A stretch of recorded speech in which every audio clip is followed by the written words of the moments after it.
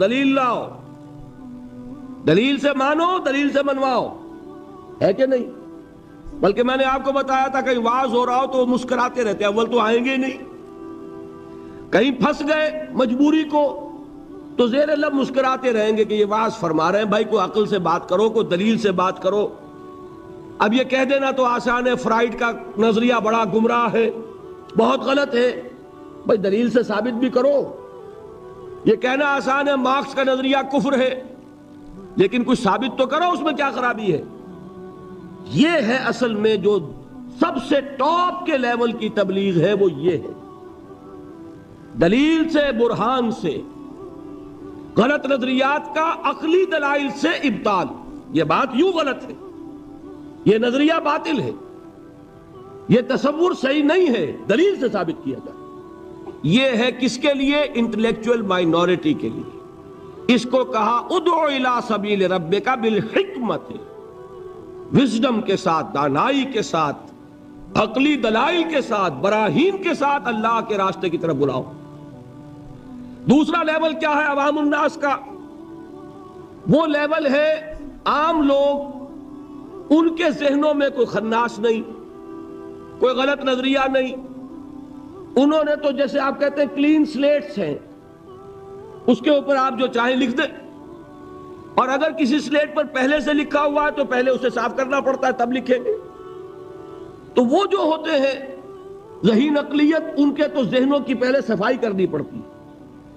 اگر ڈاروین کا نظریہ بیٹھا ہوا ہے تو وہ نکالیں گے تو قرآن مجید میں جو آیا ہے قصہ آدم و ابلیس 7 مرتبہ، وہ ڈاروین کا نظریہ نکلے گا تو بیٹھے گا نا۔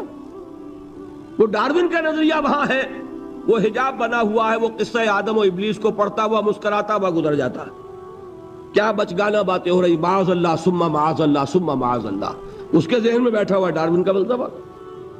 اب پہلے وہ ڈاروین کا فلسفہ، اسی کو کہا ہے نا کسی نے کہ گلا تو گھونٹ دیا اہل مدرسہ نے تیرا، کہاں سے آئے صدا لا الہ الا اللہ۔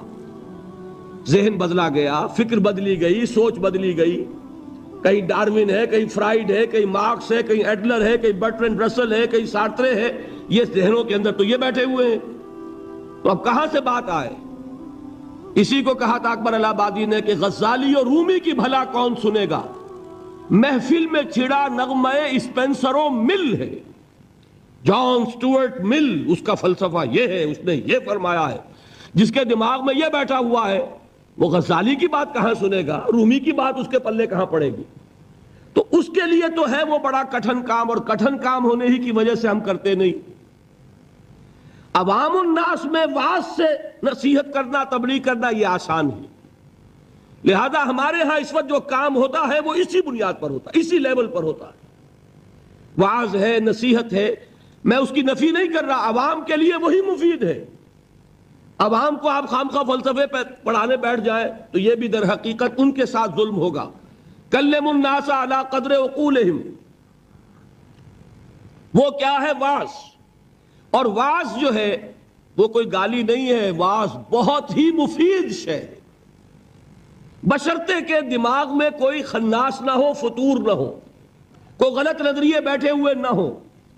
تو از دل خیزد بر دل ریزد، دل سے بات نکلے گی اور دل میں جا لگے گی۔ صرف یہ ہے کہ عوام الناس ایک بات کے بارے میں جان لیجئے، بڑے حساس ہوتے ہیں۔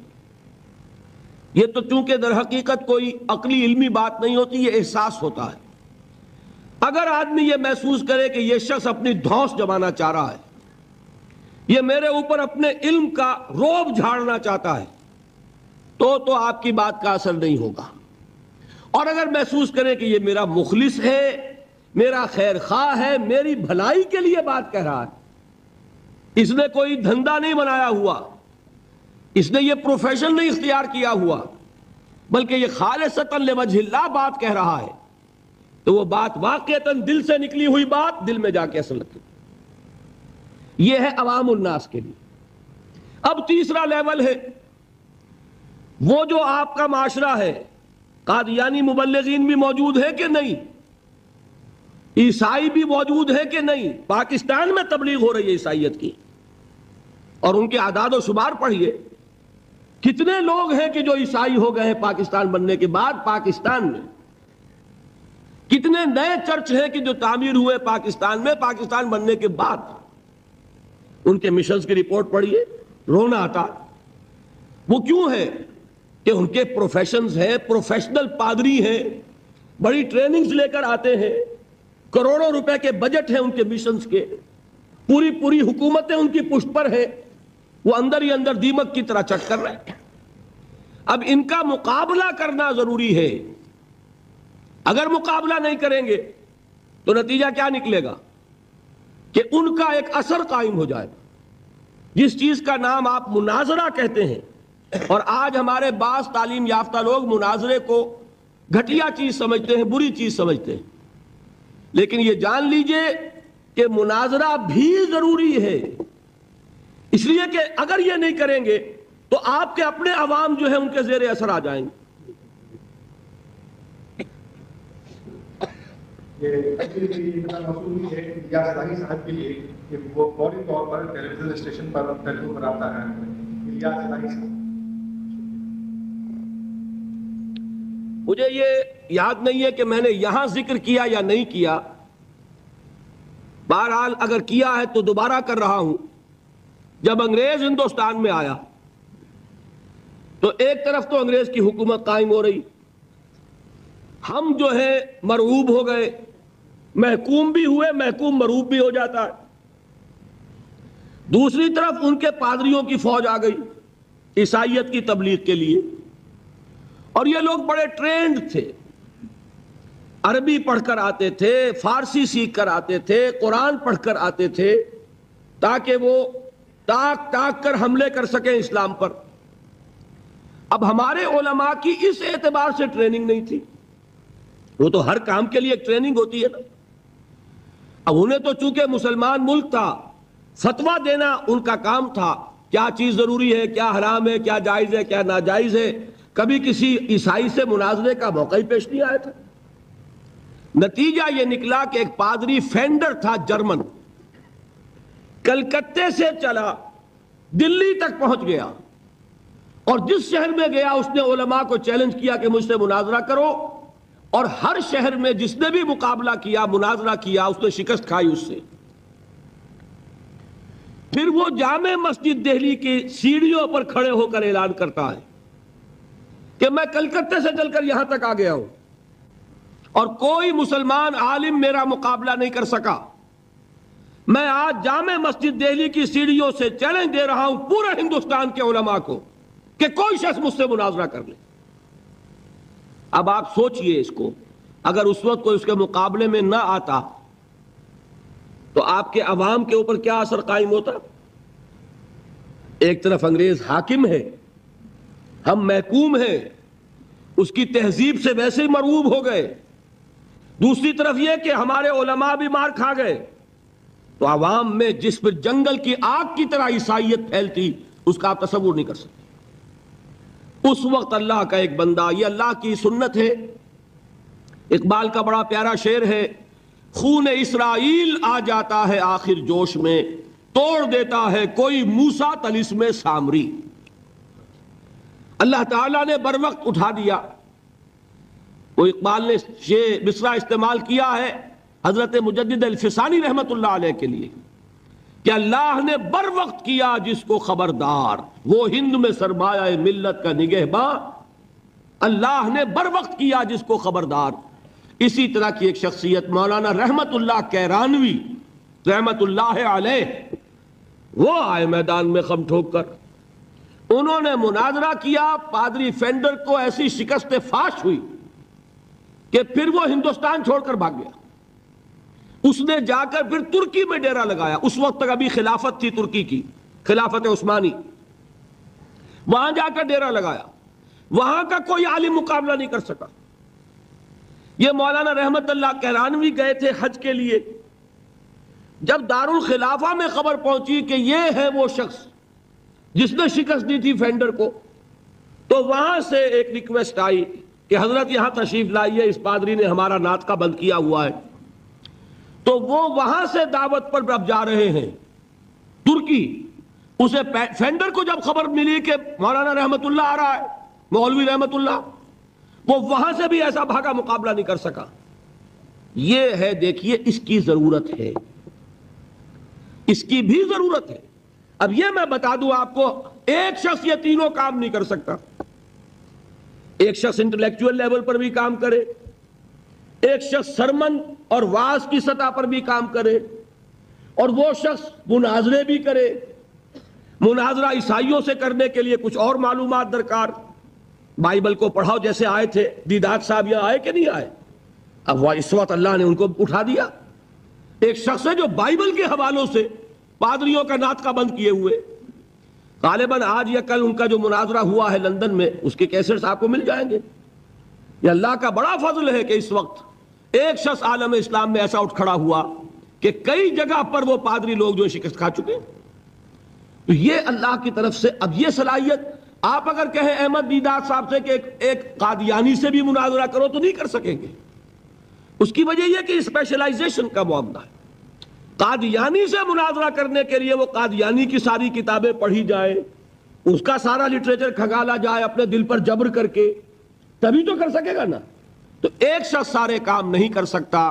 اس کے لیے ضرورت کیا ہے؟ اداروں کی ضرورت ہے، جہاں پول اپ کیے جائیں صلاحیتیں، کہ جو لوگ انٹلیکچوئل لیول پر کام کر سکتے ہیں وہ اس لیول پر تیاری کریں، جو لوگ عوامی سطح پر واعظ اور نصیحت کے ذریعے سے عوام الناس کو اللہ کی طرف بلا سکتے ہیں وہ اس کا کام کریں۔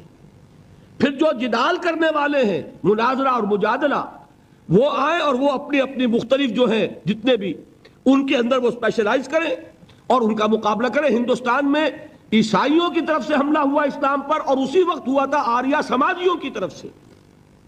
آریہ سماجیوں سے مناظرے کرنے میں مولانا ثناء اللہ امرتسری، ان کو اللہ نے ایک صلاحیت دی، اور یہ غلام احمد قادیانی بھی جو پہلے مشہور ہوا ہے، وہ در حقیقت انہی مناظروں کی وجہ سے آریوں کے مقابلوں میں کچھ نے فتح حاصل ہوئی، کچھ عیسائیوں کے مقابلے میں فتح حاصل کی تو مسلمانوں میں پاپولر ہو گیا، اور اب جو دماغ میں خناس پیدا ہوا، ظرف کم ہو تو زیادہ پڑ جائے تو چھلک جاتا ہے، لہذا میں یہ ہوں اور میں وہ ہوں اور میں نبی ہوں اور میں فلاں ہوں۔ پھر یہ دعوے اس نے کیے، فضل و اضل، گمراہ ہوا اور نہ معلوم کتنوں کو گمراہ کر گیا۔ لیکن اپنی جگہ یہ بات سمجھ لیجئے کہ دعوت کے یہ تینوں لیول ضروری ہیں۔ ادعو الی سبیل ربک بالحکمت والموعظۃ الحسنۃ وجادلھم بالتی احسن۔ یہ تین چیزیں نوٹ کر لیجئے۔ جیسے پہلی سطح پر تین جہاد تھے، نفس سے جہاد، شیطان سے مقابلہ، اور بگڑے ہوئے معاشرے کے غلط دباؤ کا مقابلہ۔